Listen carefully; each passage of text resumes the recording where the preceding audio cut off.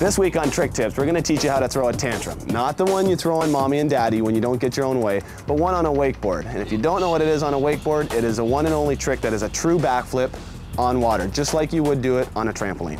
What makes a tantrum is the fact that you're hanging on with one arm throughout the trick.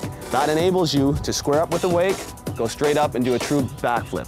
Hanging on with two hands, you can't do that because your back arm your chest is facing the boat. You want to let go so you can square up with the wake. There are two major key components of doing a tantrum.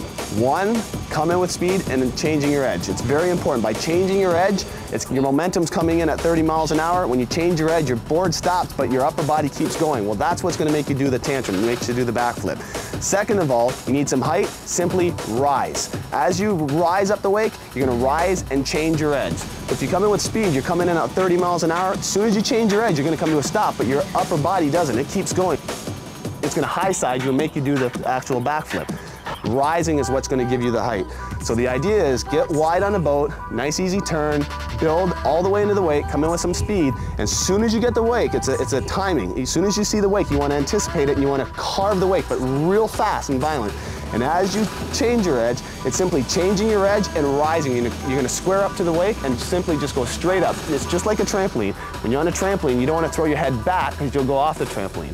When you're on the water, it's the exact same thing. You want to take your head and go straight up. You're going to flip because of your edge change. Your momentum's going to flip you.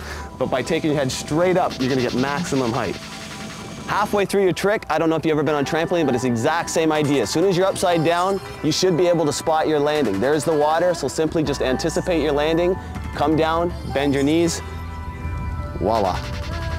Once you've mastered a tantrum, why not do a tantrum to revert? It's exactly the same trick. Cut out, slow turn, come in, change your edge, let go with your back arm, square up, rise. The only difference is the minute you take off, as soon as you leave the wake, you want to immediately grab the handle with your other hand, and that's going to enable you to land revert. Just do your tantrums, but get wider so you can come in with a little more speed and more violent of an edge change. The reason for this is going to make the line loose, and if it's loose, it's a lot easier to get your other hand on the handle. The hardest thing about doing a tantrum to revert is getting your hand on the handle. People have a hard time. They'll try to do it and they'll miss it. Well, if you can do a tantrum with a loose line, it's just going to make it that much easier as soon as you leave the wake to get your hand on the other handle. And once you get your hand on the handle, you can't help but land revert.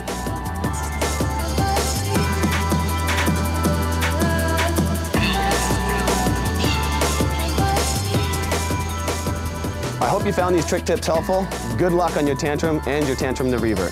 From Mill Grove, Ontario, I'm Jeremy Kovak, and you're watching The World of Wakeboarding.